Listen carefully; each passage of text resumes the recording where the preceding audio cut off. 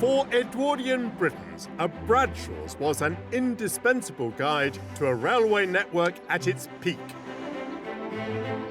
I'm using an early 20th century edition to navigate a vibrant and optimistic Britain at the height of its power and influence in the world.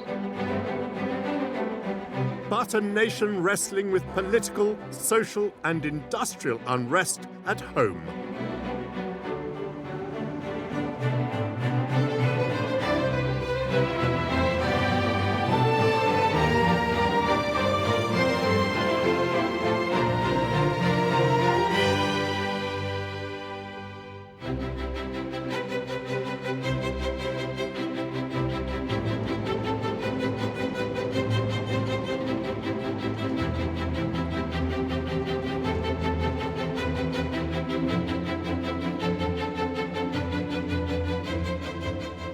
My journey has brought me to Kent, a county famed for apples and hops since time immemorial. But developments around the time of my guidebook gave a boost to both. The charms of nearby Rye lured over a famous novelist from the United States. By contrast, a large number of early 20th century migrants had not left home by choice, but nonetheless received a warm welcome in Folkestone. I've explored central England, the home counties and London. After enjoying Warwick and Oxford, I wended my way along the Thames to the capital before heading to Kent. I'll cross into East Sussex and end in Rye.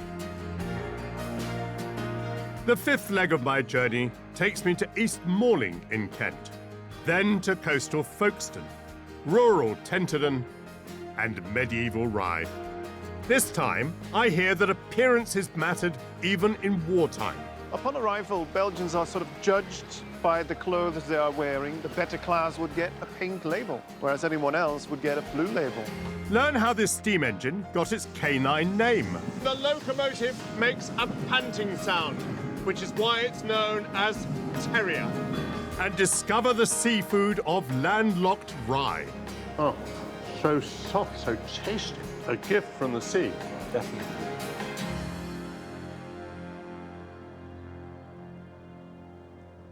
Kent is known as the Garden of England, or horticultural Eden. But it was a paradise that could be improved, and Edwardians were not ones to rely on providence alone. Their serious-minded approach to cultivation bore fruit. I'll alight at East Malling.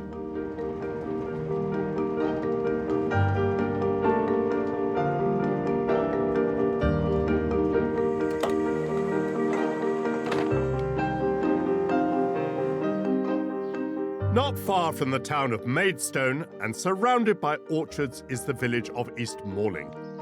Despite its size, it has a big reputation amongst fruit growers around the world. It's home to the NIAB Centre for Fruit Research, set up in 1913 to study the problems inherent in fruit cultivation. Ross Newham is Operations Director here. Ross, what were they hoping to achieve? What was the problem? Apple trees at the time were yielding something like 4 to 7 tonnes per hectare. They were all using what's called rootstock, so it's the bit underground which is driving the productivity of the tree above ground. So right back in those early days, we've got it all catalogued in the very first laboratory books, numbers A1 and A2, how they got those rootstocks, planted them to look at the effects of what's happening underground for the benefit of the industry later on for improving yields. Ross, I'm not sure I've grasped the rootstock concept. Well, maybe I can show you over here exactly how it works. This is a curious-looking tree. Absolutely. A small tree laden with apples of a very good size. And that's the impact that the rootstock has. So that's this bit underground, literally from here downwards, from this section, onto which we've grafted the variety that we want to eat. It controls the resources going in, and it makes sure that the tree doesn't produce lots of leaf matter, but it puts those resources into producing a good early crop of large apples. From the station's beginning, its goal was to improve productivity through studying trees grown on different rootstocks in various soils.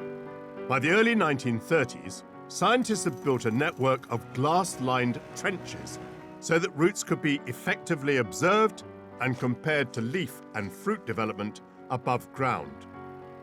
Rootstocks that were developed here to be pest and disease resistant were sent all over the world, and today 85% of world apple production is based on East Malling rootstock.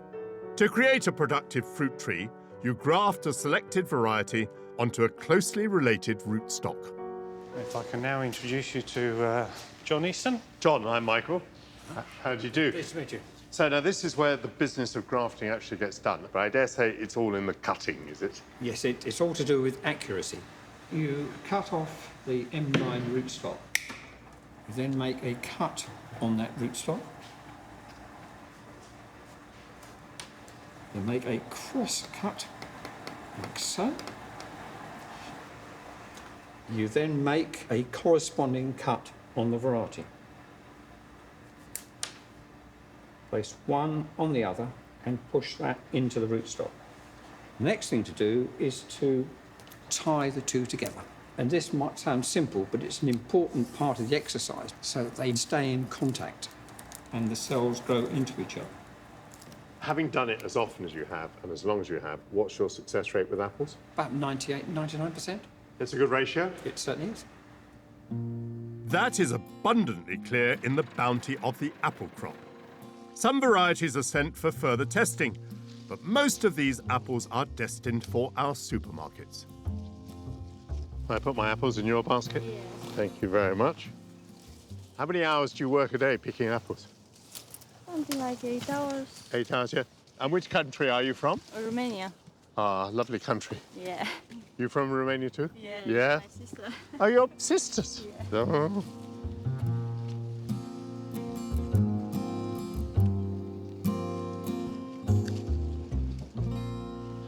There we go. Thank you, Michael, for those few extra apples. I would like you just to try one of our new varieties that we bred back in 2000. It takes 20 years to breed a new variety, so this is called Malling Sunburst. I can see why it's called Sunburst, an amazing colour. Crisp and juicy It's quite special, isn't it? and thoroughly pink. Very appropriate for today.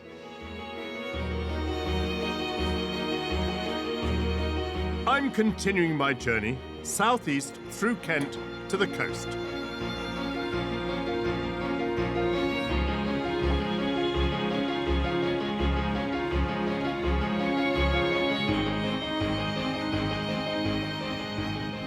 When German soldiers poured into Belgium in August 1914, they committed a series of atrocities against the local people. Refugees began to stream out, and a cursory look at my Bradshaw's map would tell them that one of the closest points to enter the land of those who remained free was Folkestone.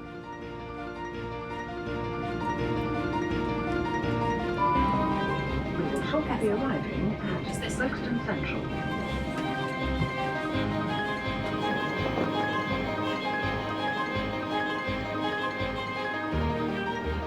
Thank you, bye. With the arrival of the South Eastern Railway in 1843, Folkestone became a popular port for the continent by packet steamer. But in August of 1914, visitors of a different sort arrived. When Germany marched through Belgium towards Paris, Britain was bound by treaty to come to its aid, and so declared war on Germany. For Belgian civilians fleeing the invasion, Britain provided a safe haven. I'm meeting Christophe de Klerk at Folkestone Museum. He's a senior lecturer from University College London, and he's Belgian. Michael, how are you? His grandfather found asylum in Britain. The town hall. Thank you very much. The refugees' landing is depicted in a painting of the period. My word, the picture is on a huge scale. The painting was done by a Belgian painter called Franzoni of Italian extraction, and he presented this to the people of Folkestone out of gratitude from the Belgians who arrived in a very destitute manner. And I take it these are Belgian refugees arriving. And what, these are the good people of Folkestone, supposedly? In all, there must have been 120,000 Belgian refugees who came through Folkestone into Britain, and that's only in the autumn weeks of 1914. 120,000. That is an enormous movement of people. And yet, do you know, I don't think I'd ever heard of this migration before. I'd love to see the place where it all happened. Let's go to the harbour. The Belgian refugees arrived with few possessions, some just the clothes on their backs. Local people were quick to come to their aid, establishing a War Refugees Committee to house and to feed them, that provided up to 6,000 free meals a day. Christoph, it's quite a small harbour. Give me an idea of how busy it was during the First World War. It's not a big port at all, and yet this is the main connection to the front, to the hinterland on the front, and this is where most soldiers would have sailed from. And over the whole war period, the 4 years, you have more than 10.5 million journeys from this very port. There would be soldiers, Allied soldiers, Red Cross, but also the refugees. And given the large numbers of refugees that you've mentioned, they couldn't all have been absorbed in Folkestone. Upon arrival, Belgians are sort of judged by the clothes they are wearing, whether they are well-to-do. The better class Belgians, they would get a pink label, whereas anyone else would get a blue label. And it's mainly the blue ones who are sent straight to the Folkestone Harbour railway station and be sent off to the dispersal centres in London. And pink ones would have found more warmer reception accommodation in the immediate area here in Folkestone.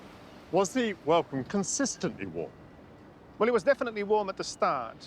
You have about 2,000, 2,500 local Belgian refugee committees across Britain. You would have situations whereby 24 odd people arrive locally at a railway station, and you have hundreds of British local people, villagers welcoming them. As the phrase went, everybody wanted to have a Belgian. They're immediately used as an image of the reason why we went to war.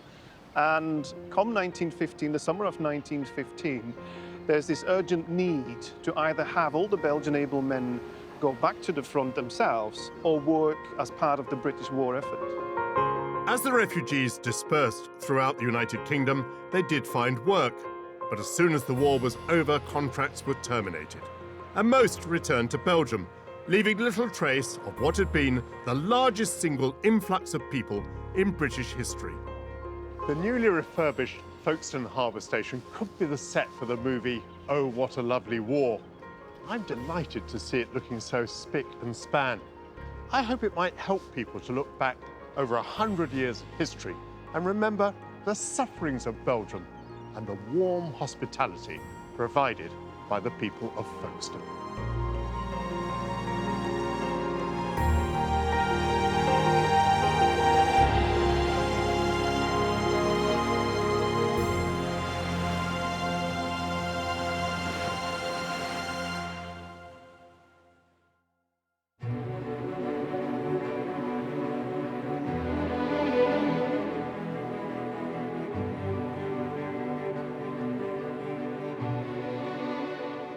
My Bradshaw's timetable for 1907 reveals that the journey time from Tenterden to Bodiam, a distance of about 10 miles, was 30 minutes, so about 20 miles per hour. It was a new line, built with innovatory rail technology, lighter, nimbler, slower. I'm outside Tenterden in that beautiful area of woodland and rolling hills known as the High Weald. I'm on my way to Tenterden Town, a station on the Heritage Kent and East Sussex line, a light railway that opened in 1900 and has been brought back into service by volunteers. Hello. What lovely work. I'm meeting one of them, Julian Coppins, in the restoration shed. Julian. Hello. Hello, I'm Michael. Very good to see you. A fine wagon, what is this? It's called the balcony saloon. Yes. Should have two balconies, one at each end, open, so people can ride in the open air sort of thing. Very nice, very nice. What year is it? 1891. Really? And you are going to restore it to its full glory? Yes. How long will that take you? Depending on manpower and finances, about 5 years, maybe more. What are you doing? Show me the detail of what you're doing. Well, I'm cutting off at the moment bits like this, just little bits, so I can see what I've got behind. So when we come to repair it, you know exactly what we've got to do. May I give you a hand then? Yes, you can mind your hands, but So just driving the chisel into these bits of wood here. yeah, just knock it down through.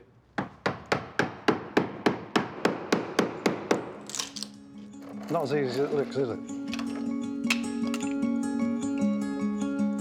These carriages will enter service on the Kent and East Sussex line, joining its varied collection of vintage rolling stock. Most of the locomotives are steam-powered.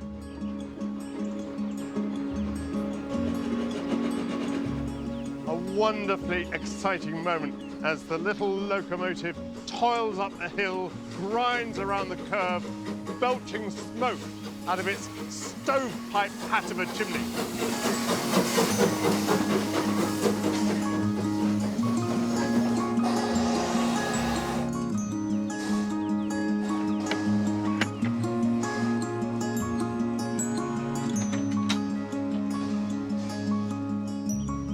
Simon, hello. Hello, hello. What a pleasure to join you on this trip. It's a pleasure to have you with us. Tenterden to Bodiam. Indeed.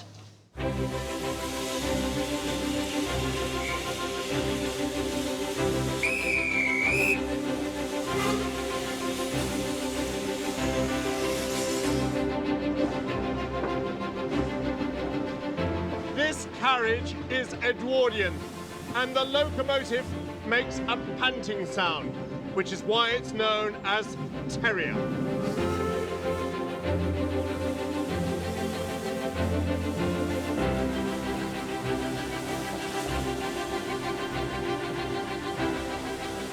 Simon, I think this was built as a light railway. And what did that mean?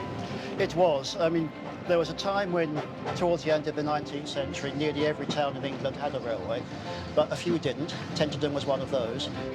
Tenterden benefited from the passing of the 1896 Light Railways Act, which allowed lines, usually in rural areas, to be built more cheaply. This was one of the first. How would I recognise a light railway as opposed to a heavy one? You'd recognise it by not having very many bridges, not very many embankments and cuttings, slow speeds of trains, very small engines, and probably rather old-fashioned coaches like the one we're travelling in now. Did this railway function mainly as a passenger or goods railway? It was a mixture of both, but its staple traffic was usually goods. It was getting coal to coal merchants in Tenterden so people could heat their houses, but also a lot of bringing agricultural produce out to the market. A lot of hay travelled this way, and particularly this line's famous for hops. Who was the personality who was driving the light railway idea? The personality most people think of is a guy called Holman Stevens. He was a rather eccentric engineer, and he engineered a lot of light railways through the country. This was his first proper one and his favourite. Did light railways become significant in our railway network?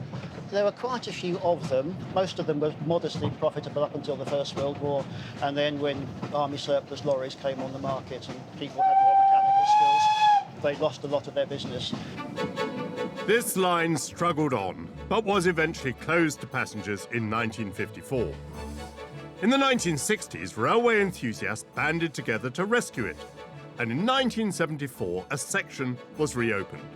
It's grown and flourished ever since.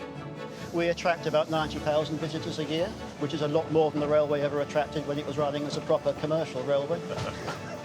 We employ about 30 people. We have 400 people odd who volunteer from time to time. Some of them volunteer a lot. As we're stopping at Northiam to take on water, this is a good moment to meet the volunteers. Thanks very much.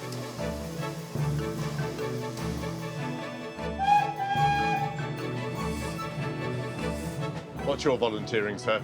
I'm a guard down the railway. I've been a guard since the railway opened in 1974, so I've been waving flags a long time, and also I work on the locos. What's your connection to the railway? My husband works in the signal box at Tenterden Station. qualified this year after 18 months hard training. Put lots of hours in at home and here. Yes, although it's a heritage railway, the safety standards have to be just as high. Absolutely. Can you still enjoy riding the railway, given that you're now tied up with it? Oh yes, I've always liked the railways, and I have grandchildren who absolutely adore the railway. They come on trips all the time. Which is all very heartening.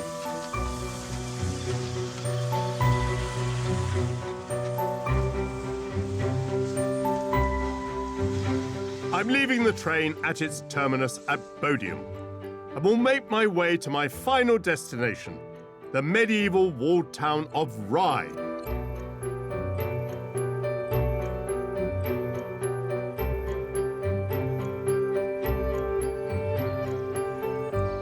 Rye used to be a major port, but the river silted and the sea retreated. And it seems that not only the waters, but the world has left the town alone ever since. Untouched by wars or by development, it has scarcely breached the footprint of its medieval walls. And for those reasons, it's unusually perfect. As one of the medieval Cinque Ports, Rye was a wealthy centre of trade. And today many beautifully preserved medieval, Tudor and Georgian buildings remain. Rye may no longer be on the sea, but it still has a harbour and a fishing fleet on the River Rother. And for a few months a year, their catch includes a great delicacy. Is it Paul? Hello. I'm Michael. Hello, pleased to meet you. Pleased to meet you. I was recommended to come and eat scallops.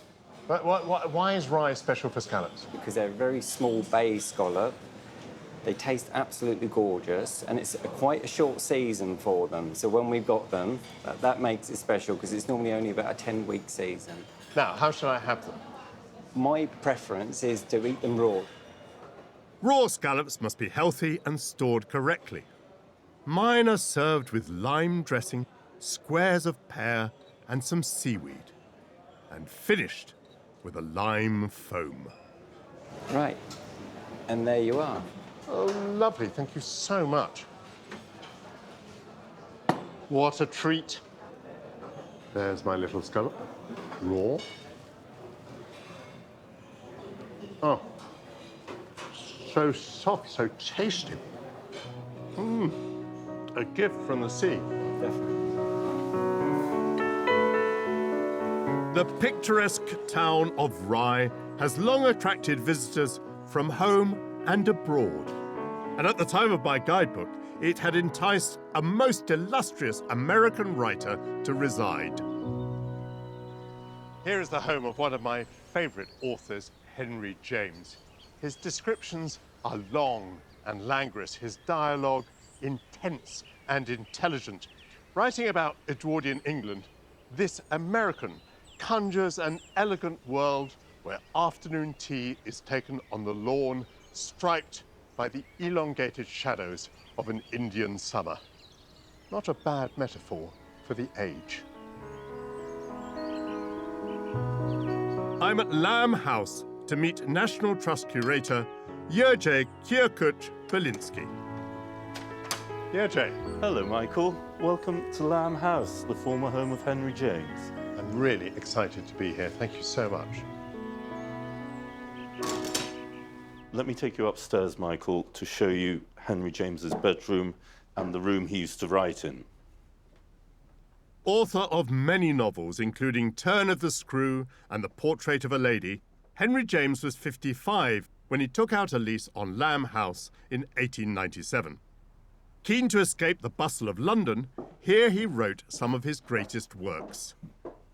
My word, Jerzy. There can't be many views like that in England. That is absolutely superb. I think it's one of the reasons why James was drawn to this house and to Rye as well. What had attracted Henry James to England in the first place? He first came to England as a young lad with his family. They're on a tour of Europe. And it's quite evident that really London and England stayed in his imagination. So when he moved to England, very much I think the history of this country attracted him to both London, but then later in his life to Rye itself. Was Lamb House very historic? It was built in the 1720s by James Lamb. The Lamb family were politicians, and James Lamb was returned as mayor of Rye 13 times. His son Thomas was mayor of Rye 20 times in his life. And Lamb House really acted as a type of mayoral mansion. It also has an extraordinary connection to the House of Hanover. King George I in 1726 stayed here in this very room that we're standing in. And all this history, did it matter to Henry James? Very much so. I think his experience of being in Britain as an American, as a foreigner, it really was quite crucial, I think, for him to feel that Lamb House and Rye itself had this depth of historical narrative. James lived happily at Lamb House until just before his death in 1916, and he took great pleasure in replanting the walled garden, one of the largest in Rye. Well, yes, indeed. The garden is really very, very lovely. What novels did James write here?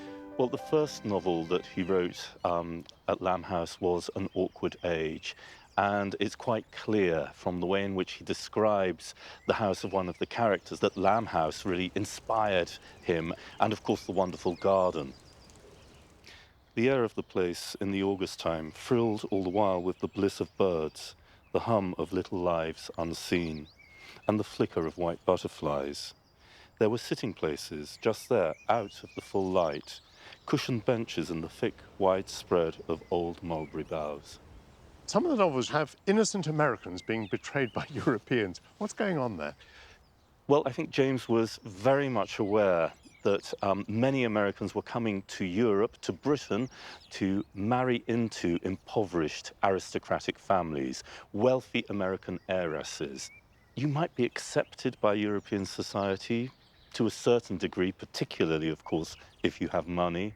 However, you will always be treated as an outsider, as an alien, but also, of course, as something that's not quite good enough.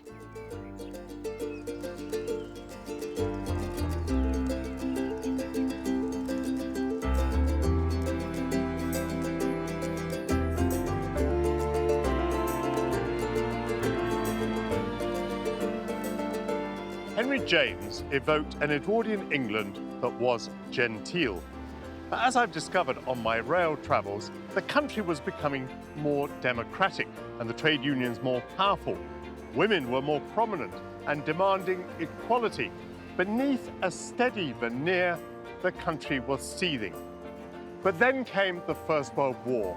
And because of that, we tend to look back wistfully at that pre-war Britain as though it were an age of tranquility. It was in fact a time of important change.